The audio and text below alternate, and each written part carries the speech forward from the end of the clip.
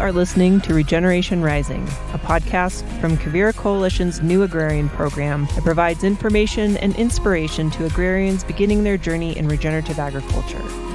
Each episode will explore what it means to work in regenerative agriculture, how people come to choose this as their livelihood, and why it's important to them and our future. We hope this podcast provides a foundation of knowledge for future agrarians and land stewards so they can rise up and focus on a regenerative approach to community, relationships, and the land.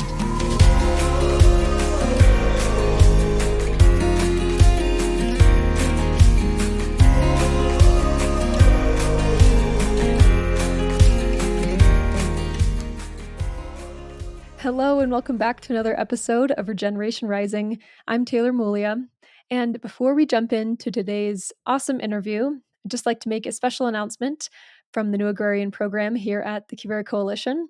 We finally have a job board. We have been working on a job board for the last year. I had no idea how hard it was to create a job board. We're so excited that it's up and running. We get jobs sent to us all the time looking for young people passionate about regenerative agriculture and land management. And we've been featuring these jobs in our newsletter, but now we have them living on a job board. It's searchable.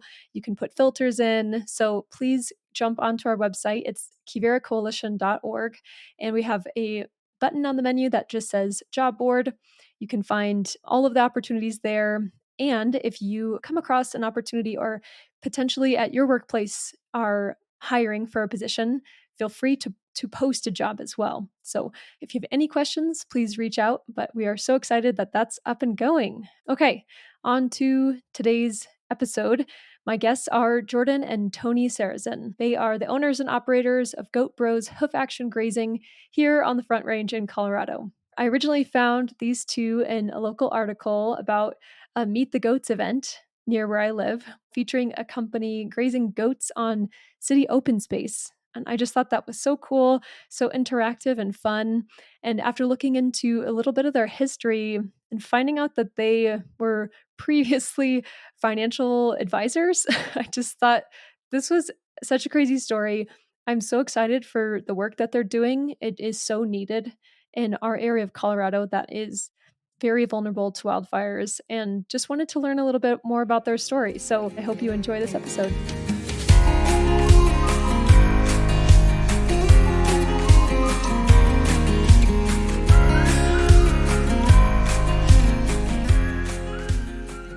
Jordan and Toni, thank you so much for joining us on the Regeneration Rising podcast.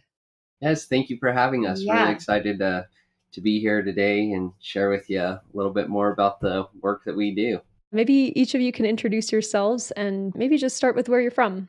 My name's Jordan Sarazen, and I am from Fort Lupton, Colorado. Was born and raised there, went to elementary, middle, high school there, and then not too long after that, went to Greeley, the University of Northern Colorado, for college. Yeah, and I'm Toni Sarazen. I was also born and raised in Fort Lupton, Colorado, which is pretty rare. So yeah, I met Jordan in middle school and the rest is history. Followed him to college and here we are. I love this story. I think it's just so sweet and so fascinating how you guys ended up in agriculture. So I'd love to just get kind of a brief story of how the heck you came to running a goat grazing business. I'll give a little background just on Jordan and I as humans. Yes, great. So, Jordan has always just been like the spunky kind of life of the party guy, where I'm a little more reserved, a little more calculated. I like to plan things out. And so in college, Jordan was just always an entrepreneur. I think, when we were in high school, he like restored and fixed bikes and sold bicycles. He just always had these random projects going. And so I kind of it was just something that you just sort of went with him. In college, one night on an infomercial, he bought 1,000 pocket knives, and we sold these pocket knives all summer long at different county fairs. And so, it was just sort of the lifestyle that I was accustomed to, that he always had random things come up. But after college, we kind of like settled down. We were both financial advisors with Northwestern Mutual. And yeah, things were just like going as you would expect, right? Like you're in your early 20s, you get married, you settle down, you have your 8 to 5 job. And then Jordan came to me with this idea that he saw on Shark Tank. And I had to piggyback off the financial planning. I always thought that when we were doing the financial planning, we would be hotshot financial advisors, make enough money to buy a ranch, and then we would do agriculture as more of like a hobby, have cows and chickens and just kind of the cliche cowboy life, if you will. And then a couple years into financial planning, one night I was up watching Shark Tank because that's just my motto of what I like to do. I'm super interested in new, exciting businesses. I get really excited about making money in non-traditional ways and not having that typical 8 to 5. And so when I saw the goats on Shark Tank, it just made so much sense to me using the goats for land management. And when I originally watched that, I was so naive to how difficult this work would be. And so I really thought that in my head, we could have a goat grazing business and keep our financial planning practice. And it was not too long into that, I realized we can't do both. The animals themselves take much more care and maintenance than anticipated, mostly because we're mobile. We're out grazing in different locations. Your fence could fall down, things like that. So fast forward a little bit, I started researching about goats, why people will hire goats, what are the business owners, what's their target market, who are they trying to reach out to, who are these goat grazers working with. I learned a lot about what do goats eat, what do goats not eat, really just trying to get an idea of what is this business even about. And so I did that for a while, researching, trying to learn as much about the goat grazing business as I could. And then I found a company that does kind of like an apprenticeship. And they were like, asked me if I wanted to come on and do a 30-day trial. And I was like, that sounds great. Me and Toni talked through it. We decided that I would keep my financial planning practice, go out and do this apprenticeship for 30 days and see how it goes and see if it's something that we wanted to continue to pursue. Or if it wasn't, then no skin off our back and just hop back into the financial planning world. And I was 25 days in and out on a job. I called Toni and I said, hey, I love this. Like, I like being out on the land. I like working with the animals. I like how much joy and happiness it brings to the clients that we're working for. And I want to get together and talk seriously about pursuing this as a career. And so that's what we did. And then about 15 days later, started the process of selling my financial planning practice. And at this time, Toni was still working at Northwestern Mutual. Then I sold the financial planning practice and Toni stayed in the financial planning world for a couple of years. And then after 2 years of an apprenticeship, I was like, I'm ready to go on my own, ready to start doing this in the Front Range, because the company I was working with before, we were out in the Western Slope a lot, or Southern Colorado. And it was just too far away. And I saw a really big need here in Northern Colorado in the Front Range. And so on a limb, went out and me and Toni started Goat Bros. That's incredible. Yeah. Toni, do you want to add anything to that story? Overall, it sounds kind of like, wow, this is crazy, which it was. It definitely was. But, I had never grown up around any livestock. My grandpa had like 2 horses. So it was like there wasn't anything crazy. And I maybe saw them once a month. It wasn't really anything that I'd ever really been around. And Jordan had, his grandpa had a ranch. And so there was ranching in his family. And so I think that for me, I always loved the idea of it. And I always loved, oh yeah, one day, it would be really cool to like have chickens and have our own little farm. And yeah, just the unknown of it, right? Where you think like, oh yeah, you can totally you can totally do your 9 to 5 and be a financial advisor. And then you can just like do this for fun. And yes, it sure could be possible. But we quickly both learned that animals, yeah, they're 24/7. Yeah, especially goats. Like you didn't pick the like easiest species, but it's still incredible, and you picked them for another fantastic set of reasons. But yeah, that happens to be really high labor. I always tell people that this career with goat grazing, it's not a job. It truly is a lifestyle. Like it, anything that we do, it revolves around the animals first, and then everything else gets shuffled in on things that we would like to do. And sometimes that's a blessing, and sometimes it feels like a curse. Totally. Yeah, tell us more about the business. Like, what's the structure of it? What are sort of the main goals? Just kind of a rundown of your business. What we do is holistic land management with the use of goats. We have a herd of about 300. There's a mix of Spanish goats and Boer goats, and then we've crossbred them. We pick those goats because Boer goats are meat goats, so they're really hardy and they can eat a lot, put on a lot of weight. And then we crossbred them with the Spanish goats because they have cashmere, really thick fur, and are really good for the Colorado weather. So if you mix those two together, you really get a perfect grazing goat.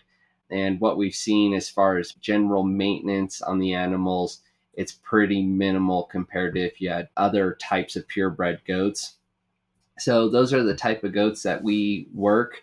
Our process is a little bit unique in the fact that we travel around and we stay with the goats. So if somebody hires us, then we'll load all the goats up, go build their set, and then we follow right behind them in a fifth wheel, and we stay on site with them so that we can move their fence daily, because we use rotational grazing as our primary method of managing the animals. So we're moving the goats sometimes 2 to 3 times a day.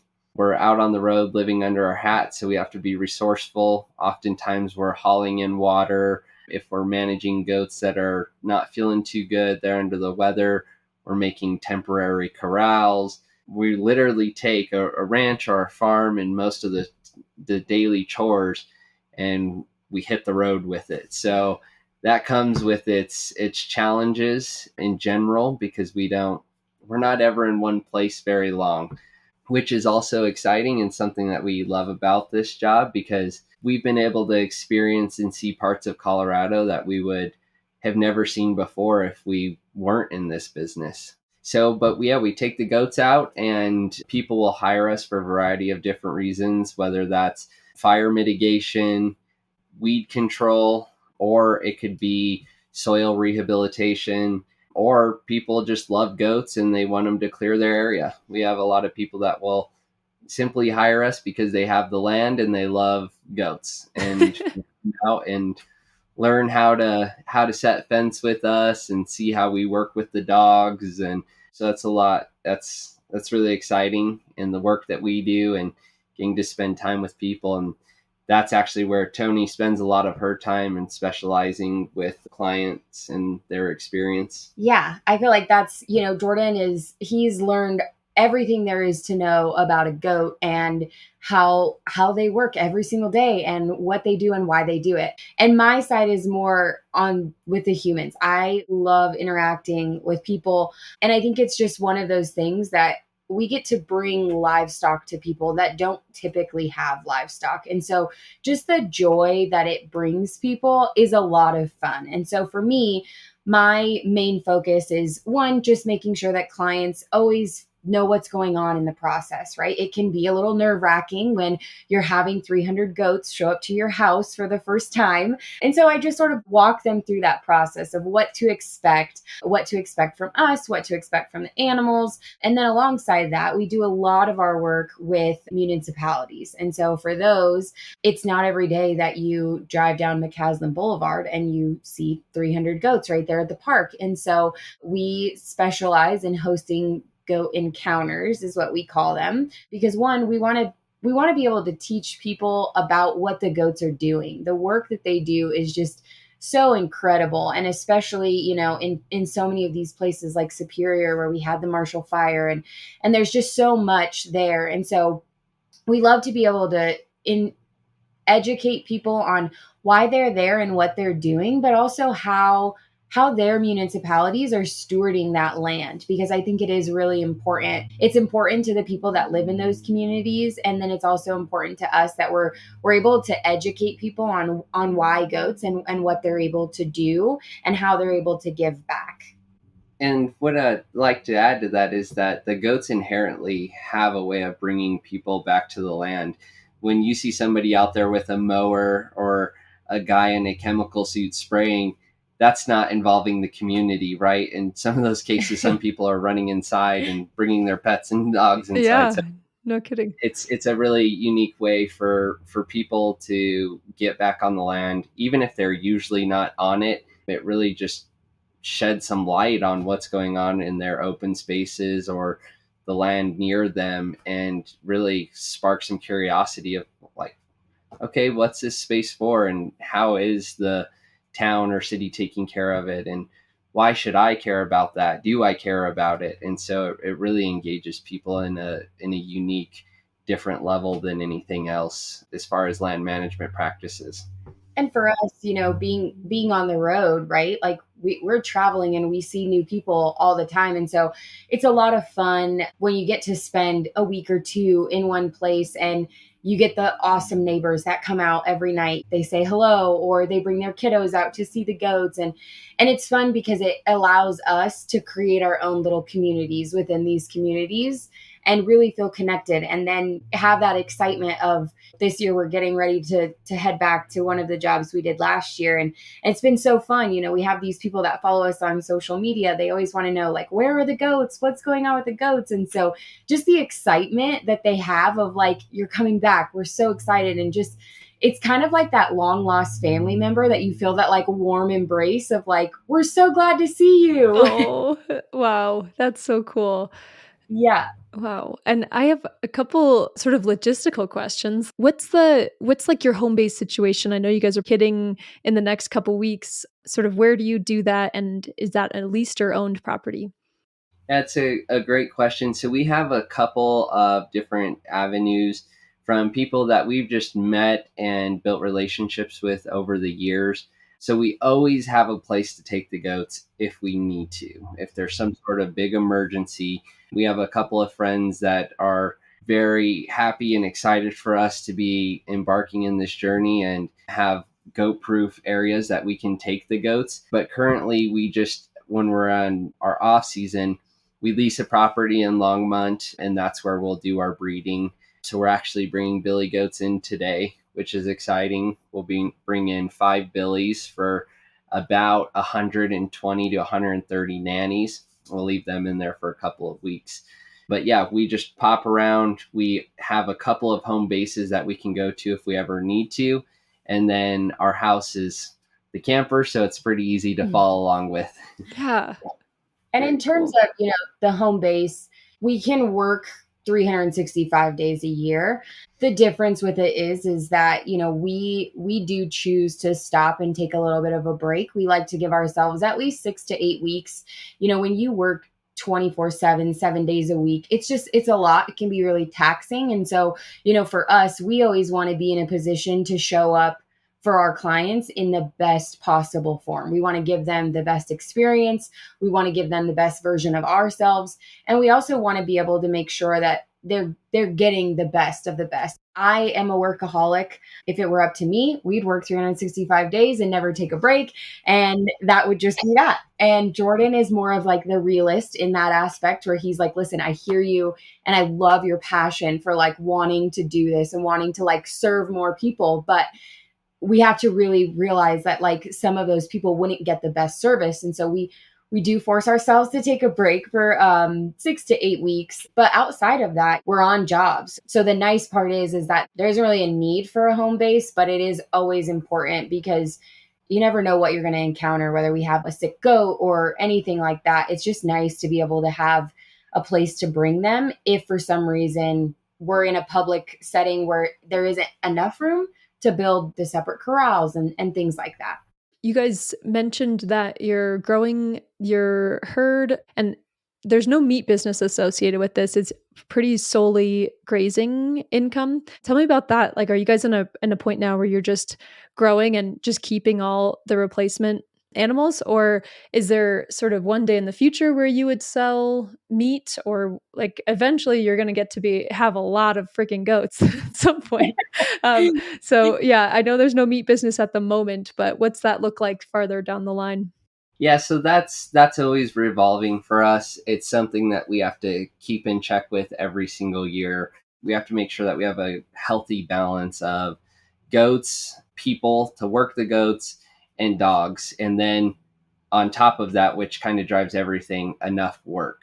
If any of those get too out of sync, it can really tip the business in a more than likely negative way. And so, what I mean by that, this is an example of if we only have 30 days of work and we have 700 goats to take care of, they're going to blow through that 30 days of work really fast.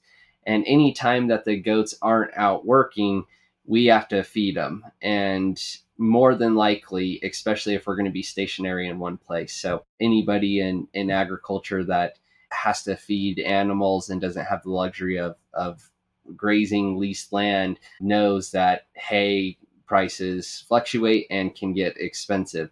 So our goal is to make sure that we have enough work that aligns with the amount of goats that we have, and we have to scale proportionately to that. And I think for us, Jordan's pretty good at gauging that. We like to have our schedule about a year in advance. And that allows us to really know what are things looking like, how many goats are we going to need.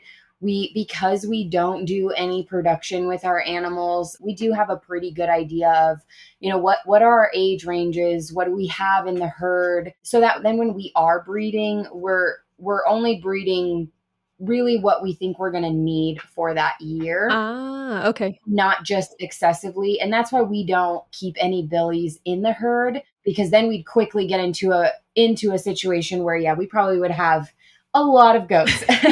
And so, we try to be really strategic with it and only breed, probably we would really only breed once a season. And sometimes with that, it just depends. Sometimes we'll put the billies in pretty quickly. Sometimes we'll leave them in a little longer, just depending on how many goats we anticipate we're going to need that coming year for business. Ah, okay. That makes a lot more sense now. So to answer your question about do we keep them or we do production, we will lose goats because they are born with us and they die with us. We have goats in the herd that came from other places that are 10 years old. So they'll naturally start to pass away, and we can expect 2 to 3% of those older goats to die a year. So when we kid out, on some level, we're just maintaining the herd size. And to Tony's point, if at any second we think we're getting too many goats, then we just won't bring the billies in. But the long-term vision for that is to have anywhere from 5 to 10 herds running. So we would love to see goat grazing be as common as somebody out on a mower.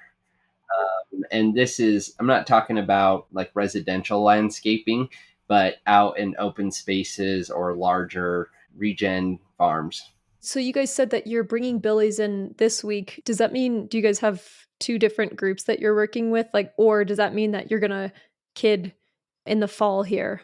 It'll be August, September that we'll be expecting these kids. Ah, okay. And then is there a reason that you chose that timeline? I kind of thought it was pretty more traditional, but I know that there's a lot of benefits to pushing that back when the weather's nice. So yeah, talk about that. That's really a good time because we're not in the peak of the hot and we're not quite in the cold yet. Okay. So as far as weather-wise, it's a pretty good time. Ideally, perfect world, we would have done maybe a month and a half earlier. But this year, because of the work and just some internal logistics, we weren't able to have the billies in at the ideal time because we took a little vacation. And so we didn't have somebody to manage the billies for us. This also adds a little bit to the workload. So the people we had asked watching the goats, we didn't want to give them the additional work. Yeah. So we're a little late in the season compared to what we would prefer, but we're still in that good timing because we don't want it to be too cold, and those temperature drops will send the nannies into labor sometimes at not ideal times. Yeah. And I mean, I guess if you're not doing meat, and then there's really no rush to get kids in the early spring, because it doesn't really matter. You guys can like really choose the best time of year, which is really neat. I've never really heard of that. Yeah. And being mobile, we try to base it on our projects, right? We do projects that are anywhere from, 5 acres to 50 acres. And so we try to base when are we going to have all of these kids on a project where we have plenty of space to be able to accommodate that. So that's also part that goes into it, of just making sure, on the calendar, we're in a place where we're going to be for a little while. That gives them enough time, and not necessarily like a quick job where we're there for 3 days, because that would be a little bit, crazy. Yeah. Right on. Because when the goats kid out, they're kidding out in their, like, wherever we are. And so they're in an electric fence, and they'll find their place that they feel most comfortable to have the kids. But then from that point on, ideally we want the goats in the same area for at least 2 weeks, because actually once the kids are born, then the moms, the nannies, they will teach the kids about the electric fence. And that's really ideal for us, because buying or going and get a goat that's older and trying to train it to the electric fence can be really difficult, but the moms actually do it for us, a good chunk of it, and they're around it so young that they learn the program super quick. And then they also get adapted to foraging for their own food at a really young age, compared to being fed out of a bin every day at 8 in the morning or 6 p.m. right there. They naturally get to do what they instinctually want to do. I kind of want to get into the really interesting part of your story about doing financial planning and then getting into this business. So, can you talk a little bit about how you envision profitability and what tools you use to manage the farm's finances? Because I'm just like, man, you two are probably just whizzes at this. This is like usually all of our worst part as people who are coming at it from an ag perspective. We're all usually absolutely horrendous at keeping budgets and doing financial planning. So teach us your ways. What's been helpful? That's a great question. It's something that we're still working on. The two worlds were so completely different, because when we had the financial planning practice, it was structured as your own business. So we still had to run all of our own books in the financial planning world. So what we were getting in sales, what our investments were generating, if we were paying staff, renting building space or offices. And then when we came over here, everything shifted. We went from, in the financial planning world, writing off lunches with clients to figuring out, what equipment qualifies for us to potentially have a tax write-off on.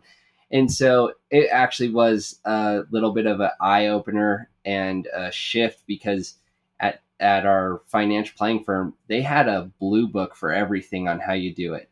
If you want to get more clients, then you make this many more calls. If you want to keep more appointments, then you schedule this amount. They literally had the exact layout on how to be successful there. And then once we came here and started doing this, we started running into hiccups and no blueprint to go to. And so we're like, oh gosh. So we literally, a lot of these things, even though I did the apprenticeship, there was things while I was in the apprenticeship that were happening, and I didn't understand why they were happening or how they were resolved, because I didn't have a higher invested interest in that business. And so I was obliviously not paying attention. And then when we got out on our own and we started getting hit with some of these things, I thought I would know the answer to, and I didn't. So we had to learn the hard way. And finances is actually one of those things. But what has been really helpful for us is separating our personal life and the business.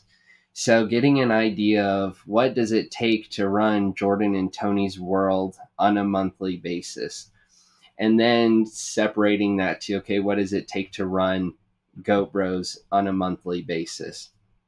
And then by doing that, we can kind of get a gauge of like, okay, just to keep our heads above water, here's how much money we have to make minimum.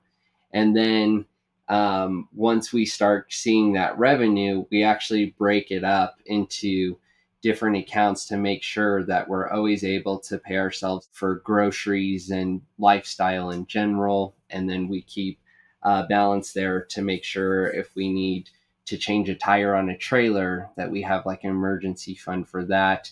But outside of upfront cost, the goats themselves, when we're out working, they don't cost much money to feed or anything like that. So our expenses during the grazing season are pretty minimal other than unexpected things. And then they spike up in the winter or off season.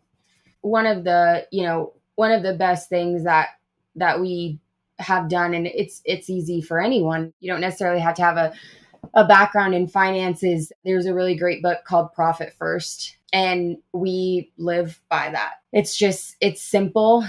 You can really put it, any entrepreneur really should read it. And it's simple. It allows us to break things down, just like Jordan said, personally, and then in the business, and then mix those two together. Because that is the hardest part, is things move so quickly. I can't tell you how many times you just go to Murdoch's every day because you need something. There's literally something every day that you don't realize you need. But, you get to the end of the month and you're like, wow, we spent a lot of money on supplies.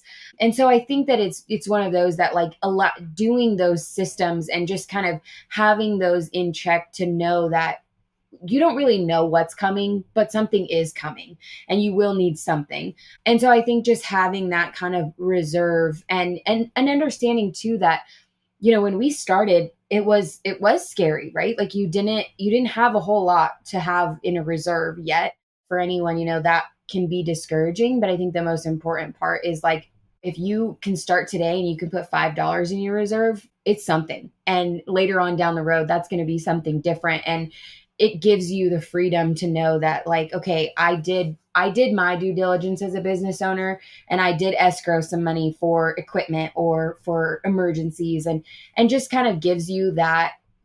Starting your own business can be the scariest thing in the world, but having that behind you of, like, okay, I know I at least did this, and I don't know what's going to happen, but when something happens, like, I think I planned for it, and it just kind of helps you to get through, because some days can be really hard and some days are really rewarding. And so, yeah, that's just been really helpful for us, of being able to separate the two, but also just having that Profit First book to kind of give us the guideline. And we started using that in the finance world, and it was easy. There had to be a few adjustments to move it over to this business, but it's been really seamless for us. That's so helpful. Yeah, I so resonate with what something each of you said, was like, during the apprenticeship, just not having any clue and just being like, yeah, I got this. I know how to graze goats. And I was the same way. I did the exact same thing. Like, I feel that so deeply. I just was like, yeah, I can graze these sheep and cows. Let's do it on my own. Why can't I do it on my own? And oh my gosh, the world above me that was happening, all of the puppet strings that I wasn't seeing above me. And then the other thing that you said, Toni, was about the just kind of, it's like casual shopping too. You're just constantly buying stuff, and it's like you can really get carried away. I mean, especially with livestock stuff. And I totally feel that. Is that something? Do you guys actually create a budget for yourselves and for the business each month that you keep track of? Yeah, they're separate, really, for tax purposes, so that we know what on a monthly basis could be written off or that's going to apply to taxes. And then it also keeps like a good gauge of what we're spending personally, because on some level it's the same money, right? So we want to make sure that our personal spending isn't affecting the business in a negative way. We need to pay ourselves and we need to have a lifestyle, but at the same time, our lifestyle cannot be the most expensive thing on the balance sheet. Yeah. That is one of the balances. And one of the other things that has been a shift for us too from the financial planning world is we used to get paid every 2 weeks.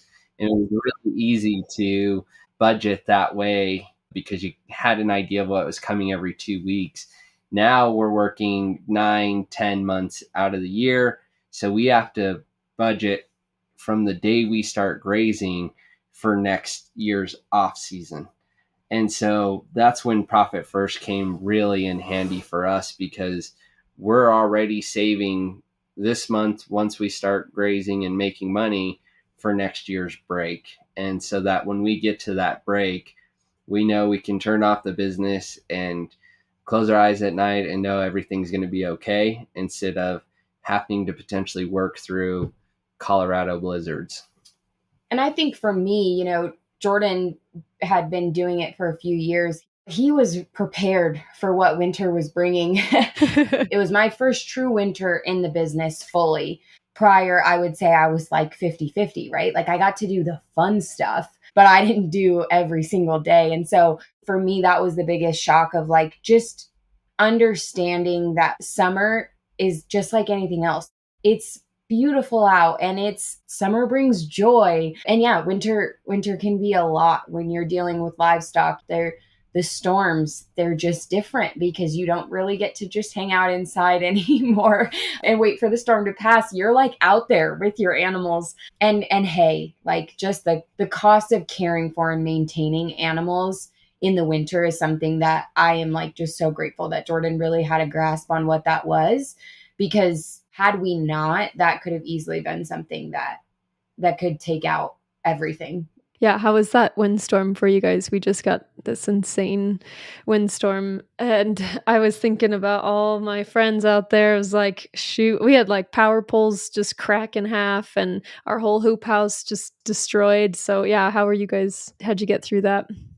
It was a little scary. We're glad that we watched the news that morning and knew that they were going to potentially shut down the power, because our well that at the place we're at is ran off a pump. So we planned ahead and had loaded up all the water for the animals for 3 days, hoping that would be a window. But it's a little nerve-wracking just knowing that we might not have that access to water. It really put into perspective how fortunate and how easy we have it when it comes to simple things like getting water. By the end of, it was like late Sunday afternoon, they hadn't quite turned our power back on yet. And we were using our last 100-gallon tank. And I was like, oh gosh. And obviously, we could drive an hour to family to get water. There's things that we could have done, but it was like that moment of, okay, like we have to have another plan. And then I think it was 10 minutes later, they turned the power back on. Wow. Yeah. You guys are living in really on the front lines of wildfires. I mean, I was going to say climate change too, but I mean, specifically wildfires, like you're grazing for mitigation, but you're also dealing with these things like, for listeners who might not live in the West, like they're now trying to shut off power when there are crazy windstorms to avoid wildfires starting. So yeah, that's crazy. You guys are just feeling it, like front lines.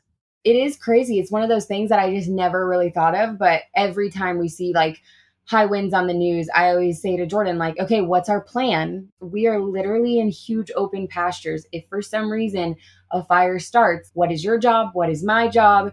And just like, keeping us safe, but also keeping our animals safe. It can be a lot. And so it is those silly questions that you just never really think that you're going to ask. And, we try our best to make a plan. If for some reason anything ever happened, will that plan actually work the way we think it is? Who knows? I hope we never have to find out. Yeah. And I'm super curious to talk a little bit more about sort of your lifestyle, like living in a trailer, going from having a really steady paycheck and having probably a really nice lifestyle before. Like you guys probably were very comfortable, and now it sounds like you really enjoy it and you've made it really comfortable for yourselves in the trailer, but it's a huge difference. And so yeah, tell me about that, like living where you work, living with your partner being your business partner, like it's all just like you're in it. So yeah, talk a little bit about what that life's like.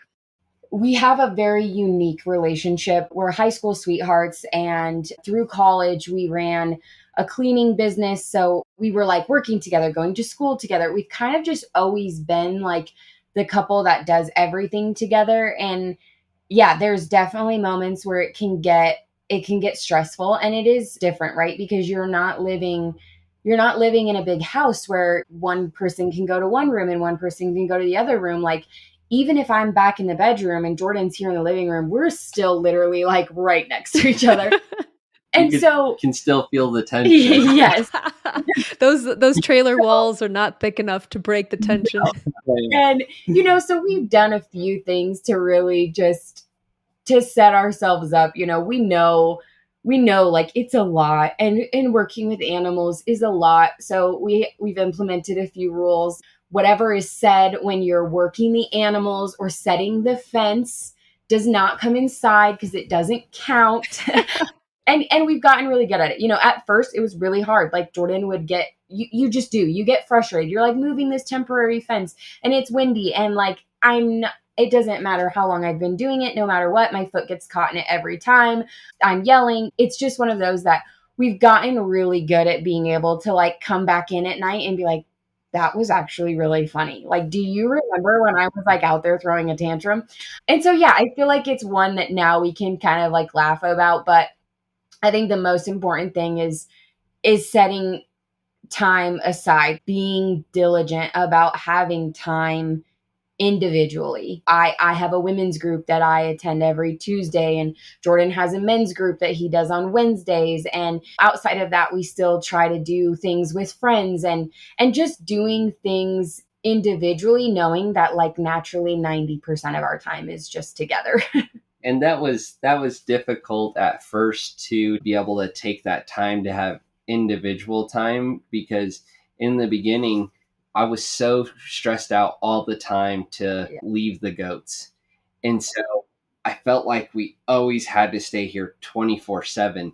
So to get that time apart was really difficult, but it's been really helpful for our relationship and the business, because now that we feel more comfortable leaving the goats and we're familiar with our jobs, of where we're working and kind of what the potential risks are, because we always have some level of risk with our goats being out in open space or in people's backyards. So that's always there, but we've been able to take time in the summer to be in our groups, but also schedule time to go golfing for the day, or Toni will go out with her friends and get that time away from each other and the business, just to be able to unplug a little bit.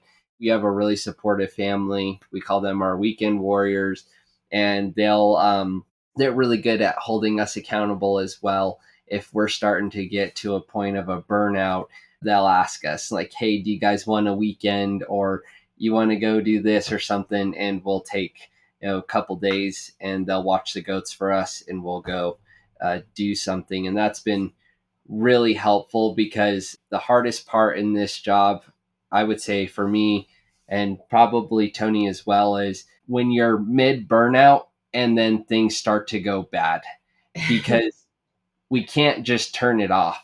So a good example of that is we were getting close to a burnout. We had been working, moving a lot, and then we got hit with a snowstorm, and that snowstorm could have easily peaked us over the edge, because we were dealing with stuck trucks, animals that weren't under the shelter for whatever reason because panels fell down.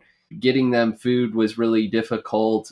And then just the physical labor of working in that snow and the freezing cold, it was something like that could have easily pushed us over the edge. And if we don't take those breaks, it's really hard to get out of those ruts, because no matter how hard that day is, we've got to wake up and put our boots back on and do it again the next day. And the goats don't care if we had a rough day the day before. They're still hungry. They're still hungry. They're still thirsty. So we really got to find that balance, that we're able to power through those tough times and just try really hard to make sure that a bad day and a burnout aren't very close together. There's just always a lot of pressure on you. You're caring for it's like children, like you're caring for something else. It is your sole responsibility to keep it alive. And so there just is like, there's a lot of stress and a lot of pressure in the world. And I think building a community around you, whether that's your friends or your family or whoever that is just there to walk alongside you, whether they're in the business with you or not. You know, Jordan's family, his parents and his siblings are the closest to us most of the time. And they're not currently in ag. They all have normal jobs. They all go to work every day, but his mom's really good. She comes out at least once a week. Her main focus is like, I just have to get my eyes on you two, because I can pick up the phone. I mean, we probably talk to her once a day, and you know, we can pretty much tell her anything on the phone, but once a week she's like, no, I got to have eyes on you, because I need to know, are you guys close to a burnout and not telling me? Because she can just see right through us. And so she'll say in the nicest way, okay, you guys need to go somewhere. Yeah. I know, because like even if she does see it, she needs to like delicately, because you're burnt out, you know, so you probably like aren't really in a great mood to like be told that you look like you're falling apart. Yeah. Yeah. No, most of the time I'm like very offended. And then I go Yes. somewhere for a couple of days and I come back and I'm like, okay, you were right. That was really helpful. Just creating a community around you of someone that can even help, because you really like, you don't realize it when you're in it. Like you just don't, because it's just your job. Like you just got to do it. And so you just do the task at hand. And so having someone there that you trust to be able to say like, hey, I love you and you need a break. Yes. It is helpful to someone that knows you and knows, you know, your wiring, and that can help you kind of see those things. I think is helpful, especially, you know, when you're starting new in something or just in the industry at all. You just don't, you just don't realize until you're there. Something I would add to that too is not being afraid to ask people for help. Yeah.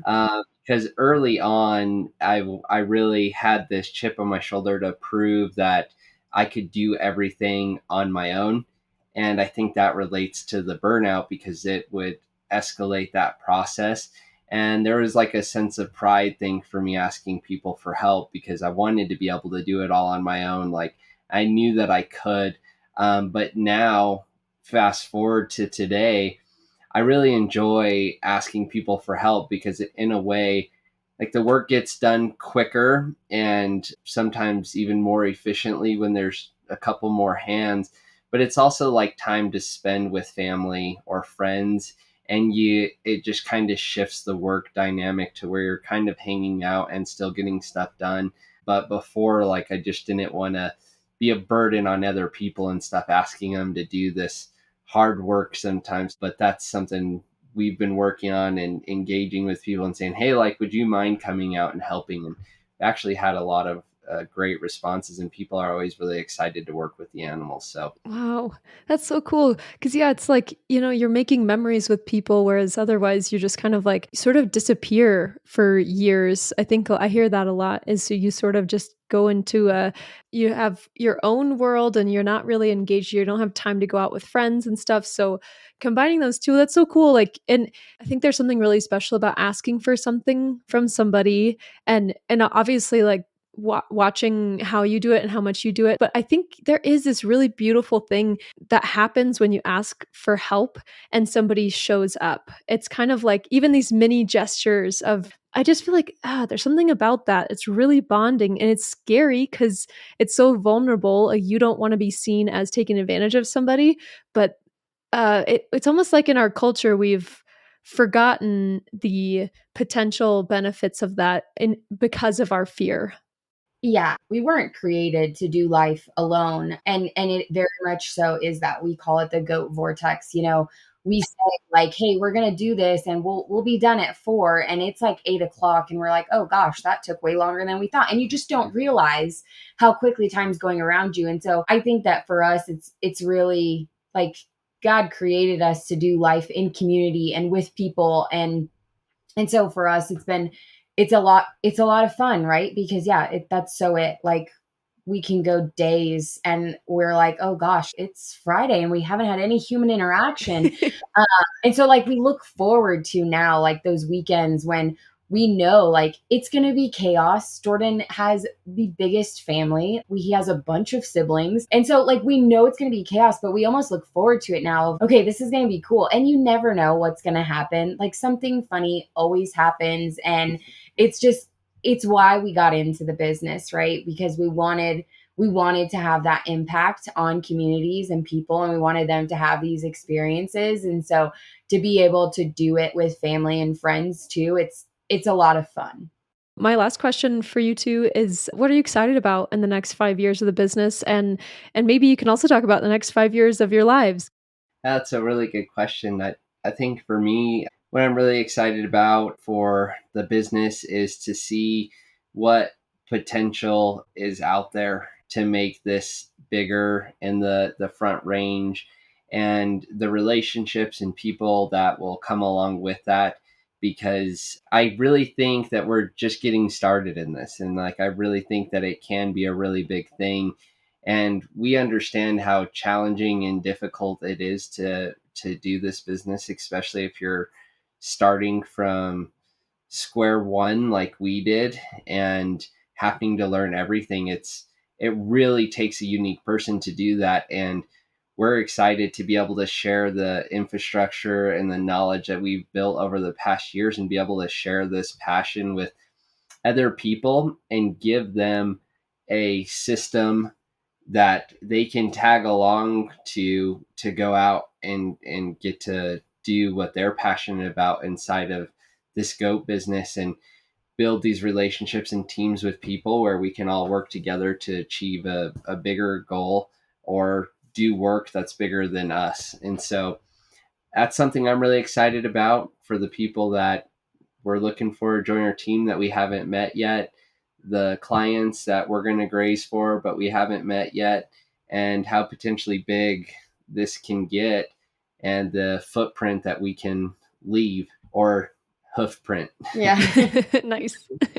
I agree. I think that I'm really excited for the impact that we'll be able to make and the people that we'll get to meet along the way. I think these first couple of years, it was really just head down, figure out how to do it. And now we're getting to the exciting part, right? Where we can grow our team, and we can have team members walk alongside us in this business together and continue to grow. And so I think for me, I'm just really excited for the growth, and specifically to like find the people that become our team and become part of our family, because once you're in the vortex, you're like in it.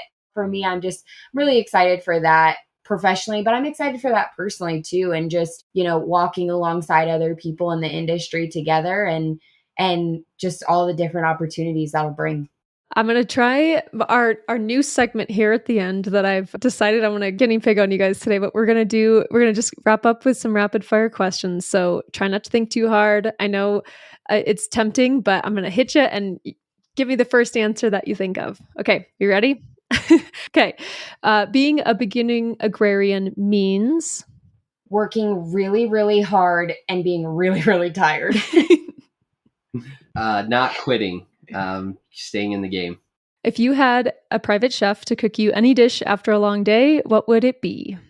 Steak every day. Yep, steak, same. Awesome. What is one book on your bookshelf? Profit First. Yeah, pretty much any Colleen Hoover book right now. Awesome. And Dirt to Soil. Yeah. And Dirt to Soil. That's a really good one too. Great. What's one song I should listen to? Dang, I don't know. Yeah, you got us there. What's one artist I should listen to? Morgan Wallen. I was gonna say Luke Combs. He's our favorite right now. Oh yeah. Heck yeah, that's great. What's a non-ag related hobby or interest of yours?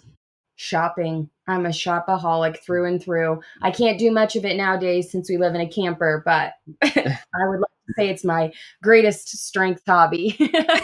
That's great. I love golfing and going out to a brewery for patio beer or brunch. Yeah. I love that. A nugget of advice for other beginning agrarians is build a community. Just be open to building, getting to know people. Don't feel shy. We're all in it together. So someone has been there before. and don't be afraid to reach out. And if you can kind of come to peace that you're going to make mistakes and there's going to be things that you can't control and that you're just plain and simply going to have to learn the hard way, a little bit easier it is to get through those. And when you're in those hard times, if you can just remember, even though it's really hard, it's part of the journey, and it creates more fun later on down the road. And it's those bad times make the good times even better. I love that. And my final one is, where can people find more information about you two and your business? You can follow us on Instagram or Facebook, and it's just Goat Bros LLC. Or you can check out our website where we have a ton of information on us, the goats, where we are, where we're going to be. But yeah, those 3 places, you can pretty much track us down always. Well, thank you both so much. This was such a pleasure to talk to you. And now that I know where you are and that you love patio beers, maybe we should get together and get a patio beer in Longmont sometime. Especially now the weather is getting this warm. I know. I love it. So I just want to say thank you so much. I know you guys are always so busy, just so appreciative of you taking time to do this and sharing your story. So it was so great to meet you, and thanks for joining us. Of course. Thank you so much. Thanks for having us.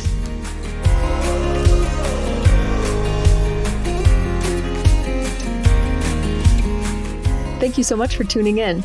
If you'd like to connect to the broader Quivira community of ranchers, farmers, conservation and government agency professionals, educators, nature nerds, curious consumers, and more, we're excited to have you. Our website is quiviracoalition.org, and in the upper right, click on Get E-News to sign up for our newsletter, where we share happenings and events, learning opportunities, job postings, and more. Also, if you're enjoying this podcast, please leave us a review and a rating. It really will help other people find us and maybe even find their next step in regenerative agriculture. Thanks so much, and see you next time.